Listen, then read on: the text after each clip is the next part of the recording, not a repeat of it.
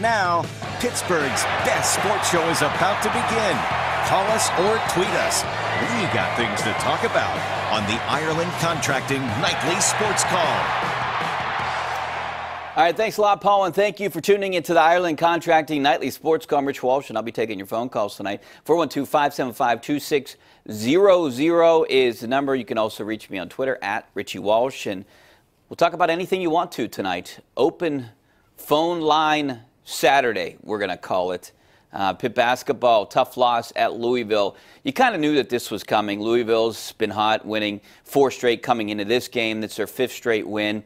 And you know they had revenge on their minds after what happened at the Pete. This time, Louisville had to come back just like in the first game. The Panthers looked okay, but, you know, they go through streaks of not scoring, and that's going to hurt this team. It's because this team is run through their guards, and when they're shots and can't create, then the team kind of slumps there throughout games. And that's kind of what happened today.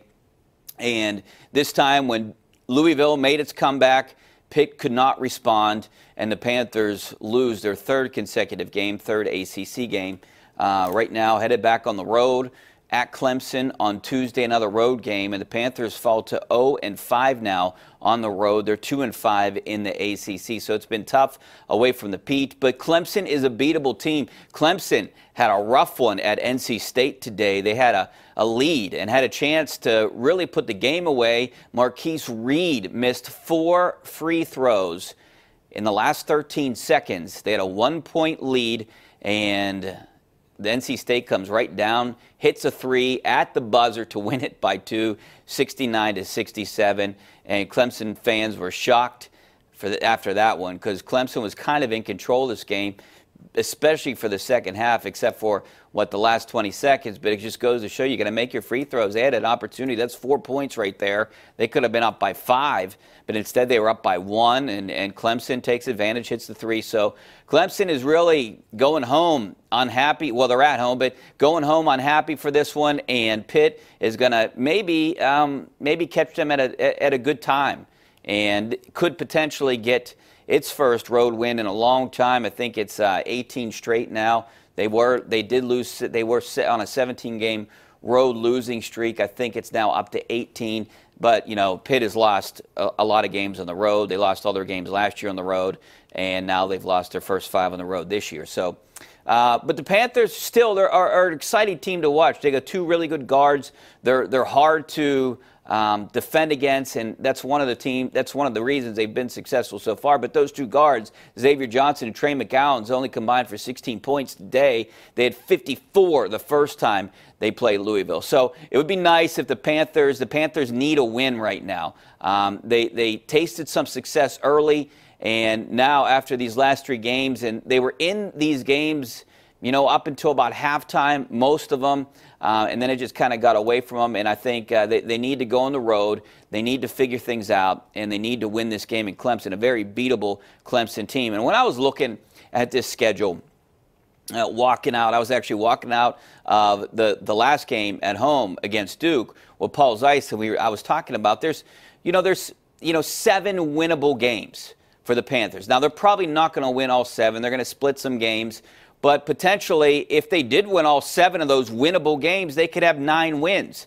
I thought they would lose today to Louisville. You're going to split with Louisville, but you gotta split with Syracuse too. So, and you gotta beat the Clemsons of the world. You gotta beat the Boston Colleges of the world. You gotta beat the Wake Forest. You gotta beat teams like that. They almost beat NC State, but you got to beat teams like that. You could potentially get to 9 wins. Now, I don't think they will, but it's in their reach that they could get to 9 wins. I had them at, we talked about this on the show a couple weeks ago, what the over-under is in the ACC, and Paul Zeiss and I kind of talked about it, setting it at 5.5. And that's a tough one because I always thought they were going to win 4 to 5, so I would have taken the under. But now I think potentially they could win 6 or 7, and then you start getting some momentum if you do that. And I think that's what this program needs right now. You had a really good atmosphere for the first half against Duke, and it's been pretty good at home. And I'd imagine that's going to be the case here the next few games because they have a pretty nice home schedule, weekend games. So I think people are excited for Pitt basketball again. Across town on the Bluff, Duquesne Dukes had a 5-game winning streak coming into today, and VCU snapped that. VCU comes into the Palumbo Center and wins a tough-fought game. Duquesne had to fight back a couple times, but VCU went on a run there late that Duquesne didn't come back from, and maybe Sincere Carey not playing today really hurt them. But this is a team that's playing pretty well right now. It's only their second A-10 loss. So, I'm sure Keith Damrod has some things going. They got those Hughes guys. Things are at Duquesne. So it wasn't a good start for college basketball here in Pittsburgh today. But Robert Morris, they had a big win up in Moon today against Wagner, winning by 6 points, 57-51. So that was a big win for them. They're now 8-1 in the NEC and really control that conference. And Wagner was one of the teams in second place, 2 games back of Robert Morris. And so now Robert Morris really took care of business today in the NEC.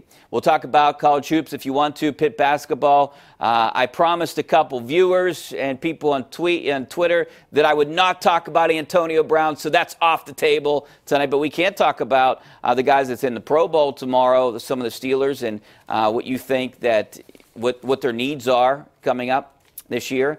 412-575-2600 on the Borders and Boards hotline.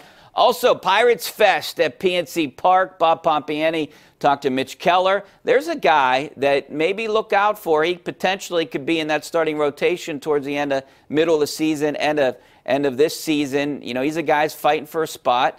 And we talked to a couple other guys. We'll get more in depth on the Buccos and what Frank Cooney and Neil Huntington had to say at Pirates Fest. That It upset a few fans I saw on social media. All right, 412-575-2600 is the number. We're taking your calls in about 2 minutes.